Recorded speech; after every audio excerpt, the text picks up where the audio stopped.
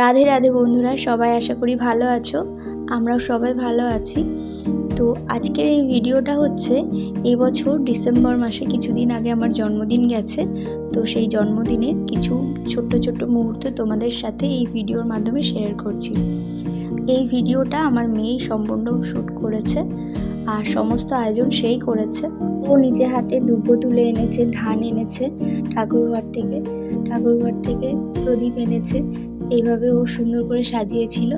আর সমস্ত দুপুরে রান্না বান্না করেছিল মা, নিজে হাতে করেছিল। আমার সমস্ত পছন্দের রান্নাগুলোই করেছিল মা। রান্না করেছিল সেদিনকে ভাত, 5 রকম ভাজা, চিকেন কষা আর আমার সবথেকে প্রিয় চিংড়ি মাছের মালাইকারিও করেছিল। সাথে ছিল চাটনি, পায়েস, 5 রকমের মিষ্টি দিয়ে মা গোপালের ঘরে পুজো দিয়েছিল। আর সেই গোপালের পুজোর প্রসাদটায় মা আমাকে মুখে দিয়ে ধান দুব্বো দিয়ে আশীর্বাদ করেছিল। মায়ের আশীর্বাদের কমপ্লিট হয়ে গেলে তারপরে বাবু আমাকে আশীর্বাদ করেছিল। আর এই সমস্ত কিছু বর্ণ আমার কোলে বসে বসে দেখছিল আর ভিডিওটা করছিল আমার পরি। তো এইভাবে আমার জন্মদিনের দুপুরটা খুব সুন্দরভাবে কেটেছিল। আর আমার জন্মদিনের আগের দিনকে আমার মা নিজে হাতে পায়েস বানিয়ে নিয়ে এসেছিলো, 5 রকম মিষ্টি নিয়ে এসেছিলো, আমাকে খাইয়ে দিয়ে গেছে। জন্মদিন পালন করে গেছে তার আগের দিনকে। আর আমি ভাবতেই পারিনি তো এভাবে আমার জন্মদিনটা এবছরও উদযাপন করবে বাড়ির সবাই মিলে। আমার মনটা বিশেষ ভালো ছিল না।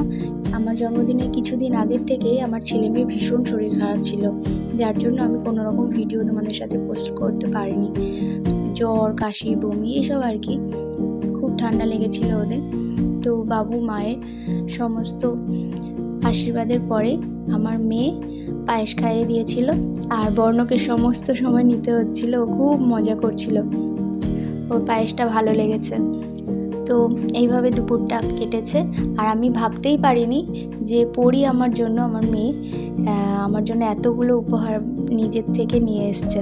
ও নিজে টাকা জমিয়েছিল আর ওর ঠাম্মা হোক, দিদুন হোক, কারো না কারোর সাথে গিয়ে দোকান থেকে এগুলো কিনে নিয়ে এসছে। একটা গ্রিটিংস কার্ড বানিয়েছিল, ওখানে সম্পূর্ণ আমার জন্য অনেক অনেক ভালো লেখা লিখেছিল।